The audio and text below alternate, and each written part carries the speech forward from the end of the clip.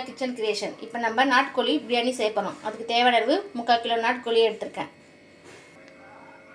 4 பெரிய வெங்காயம் இந்த மாதிரி ஸ்லைஸாக நறுக்கி வச்சுருக்கேன். பெரிய வெங்காயமாக 4 எடுத்துக்கோங்க. நீங்கள் புதினா ஒரு கைப்பிடி அளவுக்கு, கொத்தமல்லி ஒரு கைப்பிடி அளவுக்கு, தக்காளி ஒரு பெரிய தக்காளியாக 3 இந்த மாதிரி ஸ்லைஸில் நறுக்கி வச்சுக்கோங்க. பச்சை மிளகாவை ஒரு 7 பச்சை மிளகா கீறி வச்சுக்கோங்க. வெங்காயம் அதிகமாக இருக்கணும், அப்போ தான் நல்லாயிருக்கும். 3/4 கிலோ பாஸ்மதி ரைஸ் எடுத்து வச்சுருக்கேன். இதை நல்லா கழுவணும், 2 வாட்டி கழுவிட்டு எடுத்துக்கலாம்.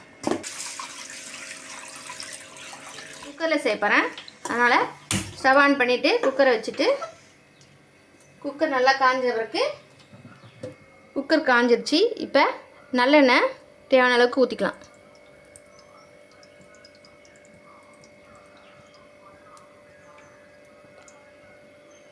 நான் 150 கிராம் நல்லெண்ணெய் ஊற்றிருக்கேன். நாட்டுக்கோழி பிரியாணிக்கெலாம் நான்வெஜ்ஜுக்கெலாம் நல்லெண்ணெய் தான் சேர்க்கறது நல்லது, அப்போ தான் டேஸ்ட் நல்லாயிருக்கும்.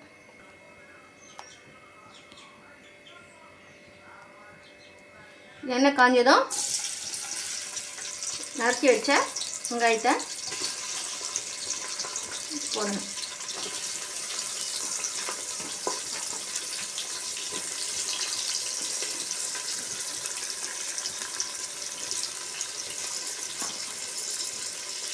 நான் கரம் மசாலா பொடி நான் வீட்டிலே அரைச்சி வச்சுருக்கேன். பட்டை, லவங்கம், ஏலக்காய், மராட்டி மொட்டு இதெல்லாம் சேர்த்து அரைச்சி வச்சுருக்கேன். அது பதில் நான் ஏலக்காய் பட்டைலாம் போட மாட்டேன், முழுசாக போட மாட்டேன். அதனால் இதே வீட்டில் செஞ்ச பொடியை தான் நான் யூஸ் பண்ணுவேன், கரம் மசாலா பொடி. அதை 2 ஸ்பூன் போட்டு நல்லா கிளறி விடணும். பட்டை லவங்கத்துக்கு பதில் நான் வீட்டில் சேர்த்து வச்சு அரைச்ச பொடியை தான் இதில் எப்பவுமே யூஸ் பண்ணுவேனே. உங்களுக்கு எது தேவையோ பட்டை லவங்கம் முழுசாக போட்டாலும் போட்டுக்கோங்க, இல்லைன்னா நான் இந்த மாதிரி வீட்டில் அரைச்ச பொடியும் போட்டுக்கோங்க. உங்களுக்கு எது விருப்பமோ அதை போட்டுக்கோங்க, ஆப்ஷன் தான்.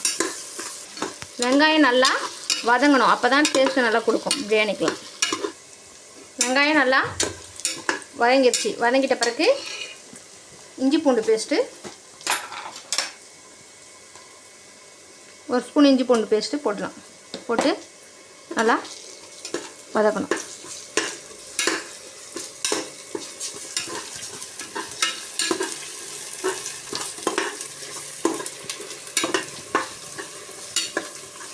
அப்புறம் புதினா ஒரு கைப்பிடி அளவுக்கு போட்டு நல்லா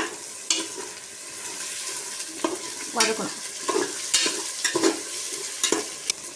அப்புறம் கொத்தமல்லி ஒரு கைப்பிடி அளவுக்கு போட்டு நல்லா வதக்கணும்.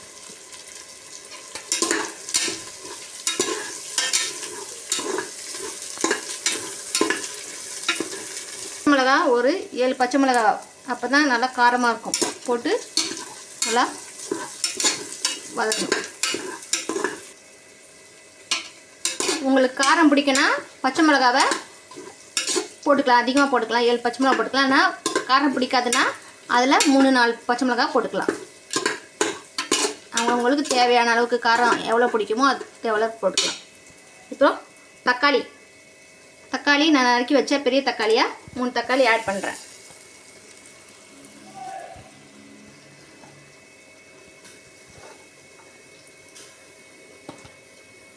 இந்த மாதிரி நீட்ட வாக்கில் நறுக்கி வச்சுக்கணும், அப்போ தான் நல்லாயிருக்கணும்.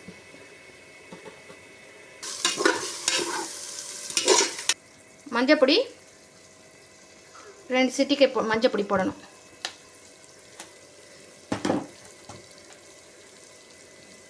குழம்பு மிளகாத்தூள்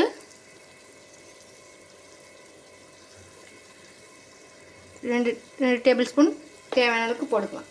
அவங்க ஆப்ஷன் தான், காரம் எப்படி விருப்பப்படுறீங்களோ அதே மாதிரி தான். அப்புறம் வெறும் மிளகாத்தூள் 1 டேபிள் ஸ்பூன் போட்டு நல்லா வதக்கணும்.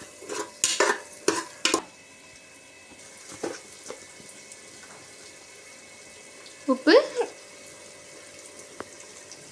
ஒரு டேபிள் ஸ்பூன் உப்பு தேவையான அளவுக்கு போட்டுக்கலாம். ஒரு கெட்டி தயிர் நான் 4 டீஸ்பூன் தயிர் எடுத்து வச்சுருக்கேன், அதை போட்டுக்கணும்.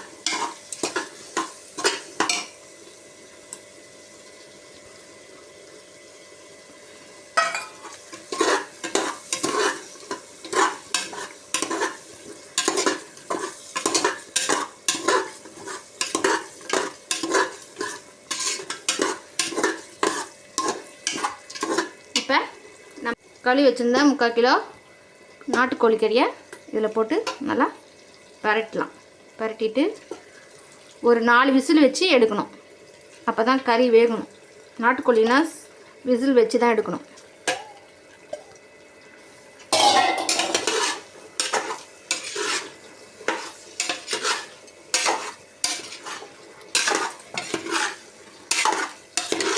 ஏற்கனவே நம்ம 1 டேபிள் ஸ்பூன் உப்பு போட்டிருக்கோம்.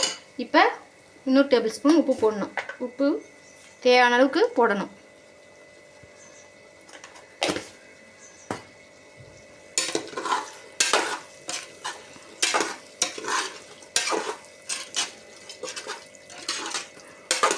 நான் 3/4 கிலோக்கு அரிசிக்கு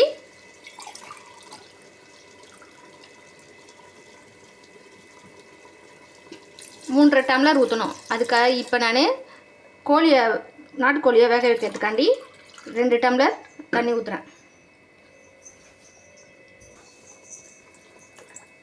எந்த அளக்கில் அளக்குறீங்களோ அந்த அளக்கில் தண்ணி எடுத்து ஊற்றணும். இப்போ நாட்டுக்கோழியை 4 விசில் வச்சு எடுக்கணும்.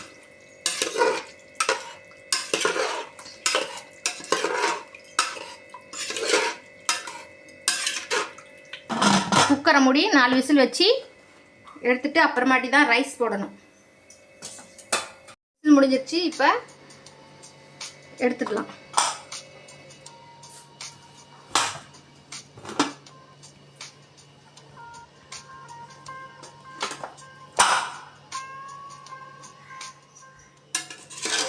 இப்போ நாட்டுக்கோழி கறி நல்லா வெந்துருச்சு.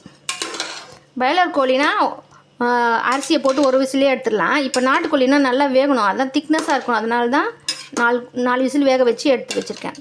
இப்போ உப்பு இருக்கான்னு பார்த்துக்கலாம். அரிசி போட்டு நான் பாஸ்மதி ரைஸ் எடுத்து வச்சுருக்கேன். கழுவி 3/4 கிலோ பாஸ்மதி ரைஸ் எடுத்து வச்சுருக்கேன். இதை அப்படியே போட வேண்டியதான். ஏற்கனவே 2 கிளாஸ் தண்ணி ஊற்றிருக்கேன். 3/4 கிலோ பாஸ்மதிக்கு 3.5 கிளாஸ் தண்ணி ஊற்றணும். எதளவுக்கு டம்ளரில் அரிசி எடுக்கிறீங்களோ அதளவுக்கு டம்ளரில் பாதி அரிசி தண்ணி ஊற்றணும். இன்னும் 1.5 டம்ளர் தண்ணி ஊற்றணும். ஏற்கனவே 2 டம்ளர், இப்போ 1.5 டம்ளர் தண்ணி ஊற்றணும்.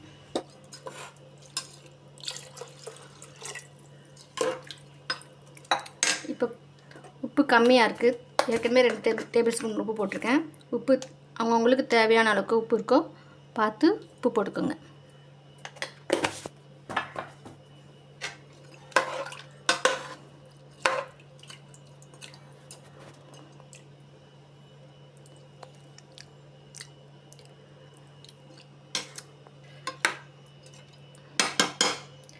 ஏற்கனவே புதினா போட்டோம். கடைசியாக மேலே தூவி ஒரு விசில் வச்சு எடுத்துடலாம்.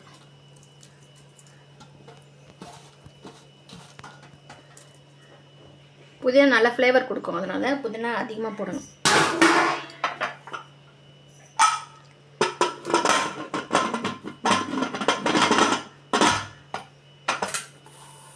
இது முடிஞ்சிருச்சு. இப்போ பிரியாணி ரெடி. திறந்து பார்க்கலாம் எப்படி இருக்கு.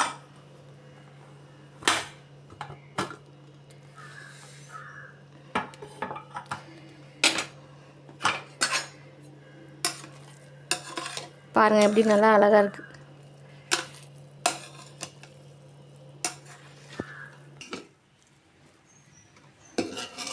அவ்வளோதான், நாட்டுக்கோழி பிரியாணி ரெடி ஆகிடுச்சு. வீட்டில் செஞ்சு பார்த்து பிடிச்சிருந்தா லைக் பண்ணுங்கள், ஷேர் பண்ணுங்கள், சப்ஸ்கிரைப் பண்ணுங்கள், கமெண்ட் பண்ணுங்கள் பிரியா கிச்சன் கிரியேஷனுக்கு.